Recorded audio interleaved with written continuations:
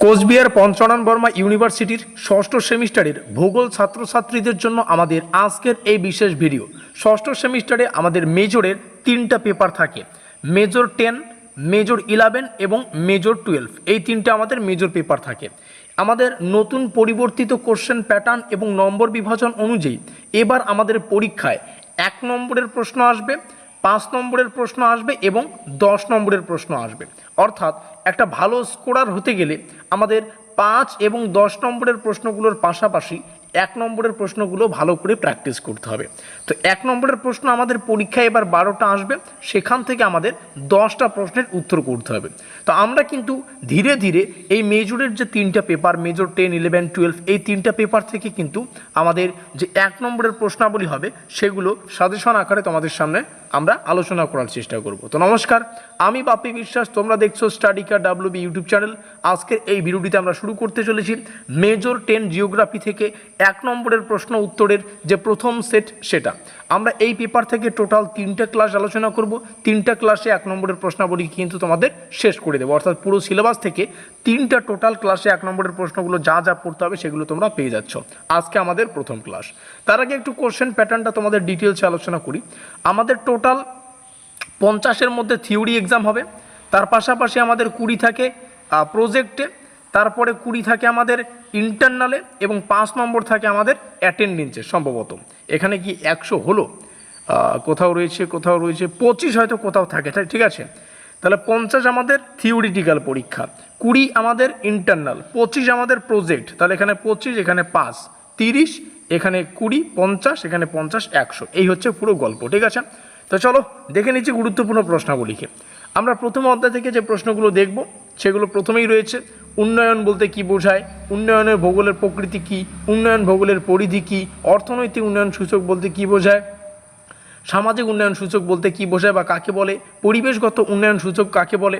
আর একটা কথা, আমরা কিন্তু মেজরের 3টা যে পেপার অর্থাৎ মেজর 10, 11 এবং মেজর 12, এই 3টা পেপার থেকে 1450 টাকার বিনিময়ে একটা ব্রহ্মাস্ত্র নোটপত্রের সুব্যবস্থা করেছি। আজকের এই ভিডিওটিতে আমি তোমাদের একটা অফার দিতে চাই, এই নোটপত্রটাই তোমরা এখন পেয়ে যাচ্ছ 1250 টাকার বিনিময়ে। তো যারা মেজর 10, 11, 12 থেকে নতুন পরিবর্তিত কোশ্চেন প্যাটার্ন এবং নম্বর বিভাজন অনুযায়ী আমাদের ব্রহ্মাস্ত্র নোটপত্রগুলো সংগ্রহ করে প্রস্তুতিটা নিতে চাও, তোমরা নিচে আমাদের যোগাযোগ নম্বর দেখতে পাচ্ছ, এখানে যোগাযোগ করে নোটপত্রগুলো সংগ্রহ করে নেবে। আমরা চলে আসছি পরবর্তী প্রশ্নগুলোতে। মানব উন্নয়ন বলতে কি বোঝায়, মানব উন্নয়ন সূচক HDI কি, HDI কে প্রবর্তন করেন। আমি বাংলাগুলোই বলছি, আর পরীক্ষায় আমাদের ইংলিশে প্রশ্নগুলো থাকবে, দেখো ইংলিশেও কিন্তু রাখা আছে।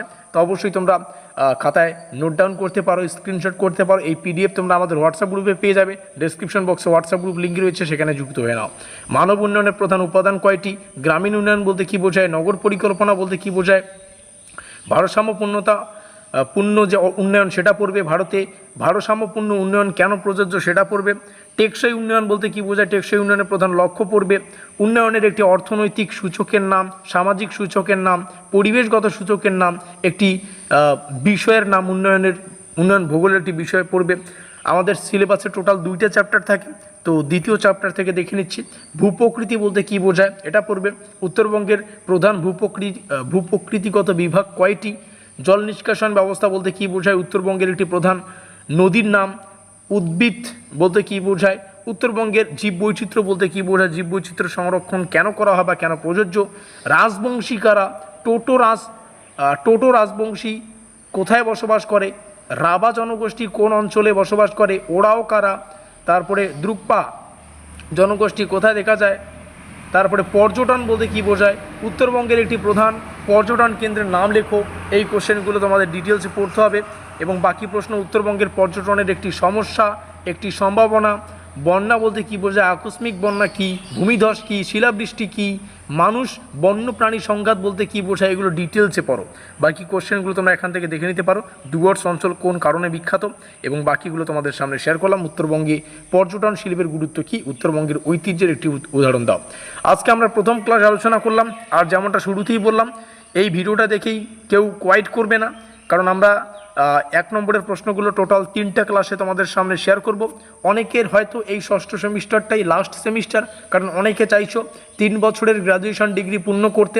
তো তোমাদের বলবো একটু ভালো করেই পরিশ্রম করো, আর আমরা 3টা ক্লাসে কিন্তু সম্পূর্ণ এই 1 নম্বরের প্রশ্নগুলোকে শেষ করব। তো অবশ্যই 3টা ক্লাসই দেখতে হবে, তবেই যে পরীক্ষায় আমরা 12খানা 1 নম্বরের প্রশ্ন দেখতে পারবো, সেখান থেকে আমাদের 10টা প্রশ্নের উত্তর করতে হবে। সেই 10টাই আমরা কিন্তু করে আসতে পারবো যদি আমরা 3টা ক্লাস করে থাকি।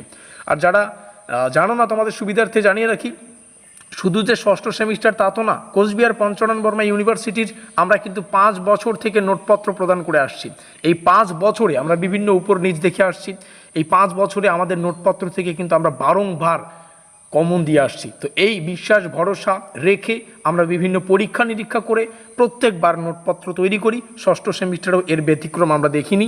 ষষ্ঠ সেমিস্টারেও মেজর 10, 11 এবং 12 আমরা কিন্তু 1250 টাকায় আজকের ভিডিও মারফত যে অফারটা দিয়ে দিলাম তোমরা পেয়ে যাবে।